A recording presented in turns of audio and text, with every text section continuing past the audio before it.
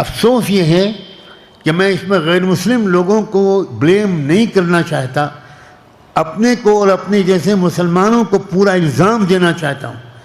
آپ نے اسلام کو نہیں سمجھا، آپ صرف کرتا پاجامہ ٹوپی اور داڑھی کو اسلام سمجھے، ورنہ بھارت کا یہ حال نہ ہوتا جو آج ہے۔ ہم نے بڑی کوتاہی کی ہے، اب ہم اس کوتاہی کی تلافی کرنا چاہتے ہیں۔ ہم کس لیے پورے ملک میں مارے مارے پھر رہے ہیں؟ انف از انف۔ بھارت جیسے ملک کی ترقی نفرت کی بنیاد پر نہیں ہو سکتی، خوف اور بھے کی بنیاد پر نہیں ہو سکتی۔ 1.40 ارب کی آبادی کا وہ ملک جس میں جتنے دھرم ہیں دنیا میں کسی ملک میں نہیں، اتنے مذہب کے ماننے والے، اتنے عقیدوں کے ماننے والے، اتنی آستھاؤں کے رکھنے والے، اتنی سنسکرتیوں، اتنے کلچرز، اتنی تہذیبوں کے ماننے والے، وہ نہیں رہ سکتے نفرت کی بنیاد پر۔ اگر ان کے درمیان نفرت پھیلی، اگر ان کے درمیان خوف پھیلا، ایک کا دوسرے پر بھروسہ ٹوٹا، ایک دوسرے کو دیکھ کر ڈرنے لگا بجائے مسکرانے کے، تو یاد رکھیں اس سے اس سماج کو تو نقصان پہنچے گا تھوڑا بہت جس کو ڈرایا جائے گا، لیکن یاد رکھیں خدا کرے کہ اس ملک کے چلانے والے تھوڑے سے سمجھدار بن جائیں، اس کا نقصان ملک کو پہنچے گا۔ یہ نہیں ہو سکتا کہ آپ ملک میں کسی ایک قوم کو دبا دیں، کسی ایک ملک کے حقوق کو چھین لیں، کسی ایک قوم کے حقوق کو چھین لیں، کسی ایک قوم کی عورتوں کی عزتوں کو لوٹ لیں، کسی ایک قوم کے نوجوانوں کی لنچنگ کر دیں، کسی ایک قوم کو بے حد ستائیں، اس کو بنیادی اور مولیہ ادھیکاروں سے محروم کر دیں، اور اس کے بعد ملک ترقی کرے، سوال ہی نہیں پیدا ہوتا۔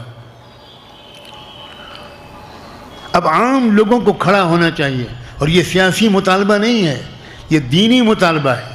میرا کوئی تعلق سیاست سے نہیں ہے، میں سیاست پر نظر ضرور رکھتا ہوں، میں ملک کے حالات پر نظر رکھتا ہوں، سازشوں پر نظر رکھتا ہوں، کوششوں پر نظر رکھتا ہوں، مثبت اور پازیٹیو سائنس کو دیکھتا رہتا ہوں، نگیٹو سائنس کی بھی اسٹڈی اور ریڈ کرتا رہتا ہوں، خطروں سے آگاہ کرتا رہتا ہوں، امید کا چراغ دلوں میں روشن کرتا رہتا ہوں۔ ہمیں یہ ذمہ داری اب سنبھالنی ہوگی۔ بہت دن ہو گئے کہ ہم نے سیاسی پارٹیوں سے امیدیں قائم رکھیں، سیاسی پارٹیوں نے اب تک ان امیدوں کو پورا نہیں کیا، کسی نے کم کسی نے زیادہ، سب نے مایوس کیا۔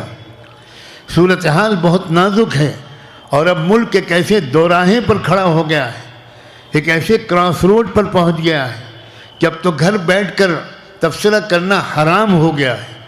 جس ملک کے 80 کروڑ عوام 5 کلو راشن پر جی رہے ہوں، وہ ملک دنیا میں عزت پا سکتا ہے؟ دنیا میں کوئی مقام پا سکتا ہے؟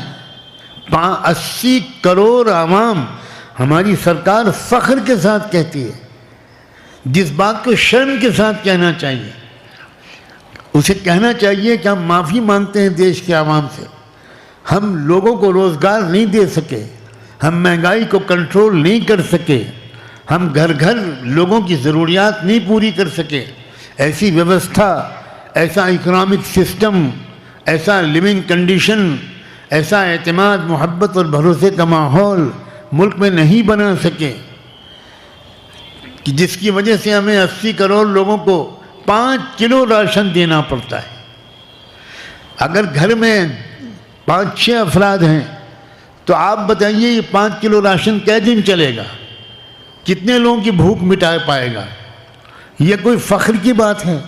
یہ احسان جتانے کی بات ہے؟ یہ بے شرمی کی انتہا ہے۔ یہ بڑے سے بڑا لیڈر لاکھوں کے مجمع میں کھڑے ہو کر یہ کہتا ہے ہماری سرکار 80 کروڑ پبلک کو، 80 کروڑ لوگوں کو 5 کلو راشن دے رہی ہے۔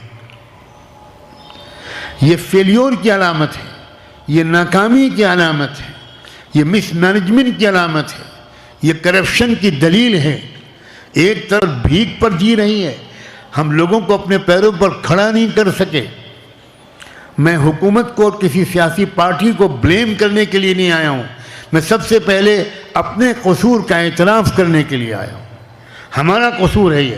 اگر ہم نے زکوٰۃ صحیح نکالی ہوتی، اگر ہم نے زکوٰۃ کا صحیح اجتماعی نظام قائم کیا ہوتا، اگر ہم بھاگ بھاگ کر دردمند، باخبر، باشعور، علماء کے پاس گئے ہوتے، ہم نے ان سے مسئلے کا حل پوچھا ہوتا، ہمیں فکر ہوتی ملک کی، ہمیں فکر ہوتی اپنے پڑوس کی، ہمیں فکر ہوتی اپنے شہر اور ضلع اور صوبے